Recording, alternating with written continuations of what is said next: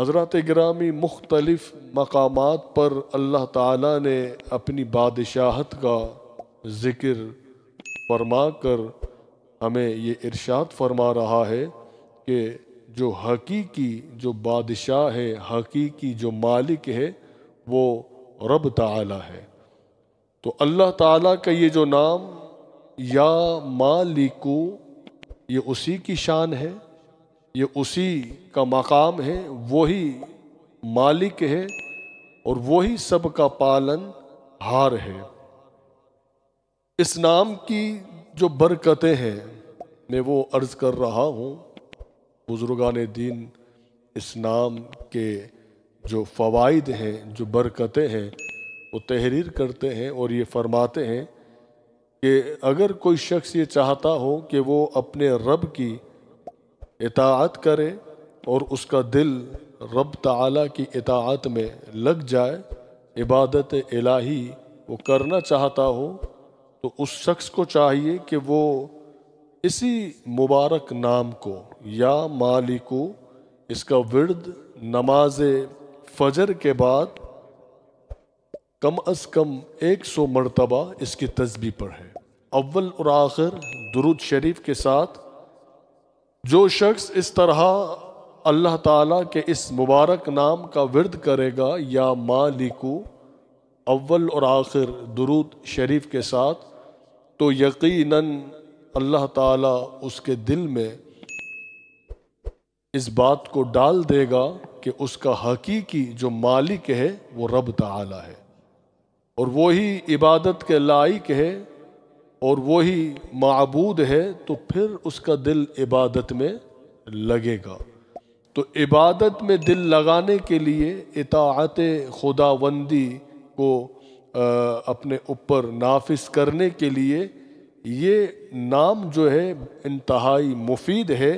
کہ جو شخص اس نام کا ورد نماز فجر کے بعد کرتا ہے تو یقیناً اس کے دل کو اللہ تعالیٰ اپنی رحمت کی طرف پھیر دیتا ہے اور عبادت میں اس کا دل لگنے لگتا ہے۔ اور اس کے علاوہ کوئی بے چین رہتا ہو، بہت سے ایسے معاملات ہوتے ہیں کہ ہم کسی کے ساتھ شیئر نہیں کر سکتے، دل ہی دل میں ہوتے ہیں، لوگ اس کی وجہ سے ڈپریشن کے شکار ہوتے ہیں، وہ نفسیاتی مریض بن جاتے ہیں۔ تو یہ جو نام ہے، اس نام کے اندر اللہ تعالیٰ نے یہ طاقت بھی رکھی ہوئی ہے کہ جو بے چین رہتا ہو، جو خوف زدہ رہتا ہو، اسے یہ محسوس ہوتا ہو کہ وہ نفسیات کی طرف جا رہا ہے، ڈپریشن کا وہ شکار ہو رہا ہے، تو اسے بھی چاہیے کہ وہ چلتے پھرتے اٹھتے بیٹھتے درود شریف کے ساتھ اس مبارک نام کا ورد وہ کرتا رہے۔ اس سے بے چینی ختم ہو جاتی ہے اور یہ اللہ تعالیٰ کا ذکر ہے، اللہ کا نام ہے، اور رب تعالیٰ کا یہ وعدہ بھی ہے کہ جو سکون ہے حقیقی، دلوں کو جو سکون پہنچتا ہے، الا بذکر اللہ وتطمئن القلوب، کے جو دلوں کا جو سکون ہے وہ اللہ ہی کے ذکر میں ہے۔ تو یہ مبارک نام یا مالکو یقیناً اس کا ورد کرنے سے بے چینی ختم ہو جاتی ہے۔ ایک اور جو برکت اس نام پاک کی بتائی گئی ہے وہ یہ ہے، جو خاص طور پر صوفیہ بزرگان دین، وہ ان کا یہ طریقہ رہا ہے کہ جو اپنی نفس پر جو کنٹرول رکھتے ہیں، اپنے آپ پر، اپنی نفس پر نفسانی خواہشات کو جو روکے رکھتے ہیں، اور قرآن کریم میں اللہ تعالیٰ نے اس کا ذکر بھی فرمایا، وَأَمَّا مَنْ خَافَ مَقَامَ رَبِّهِ وَنَهَى النَّفْسَ عَنِ الْهَوَىٰ فَإِنَّ الْجَنَّةَ هِيَ الْمَأْوَىٰ، کہ جو اپنی نفسانی خواہشات سے اپنے آپ کو روک لیتا ہے تو اس کا ٹھکانہ جنت ہے۔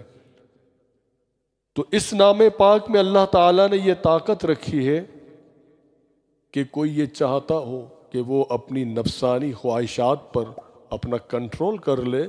تو اسے بھی چاہیے کہ اللہ تعالیٰ کا یہ جو نام یا مالکو، اس کا ورد کرے اور یہ ذہن میں رکھے کہ مالک تو وہی ہے، وہی ہم سب کا حقیقی مالک، حقیقی بادشاہ،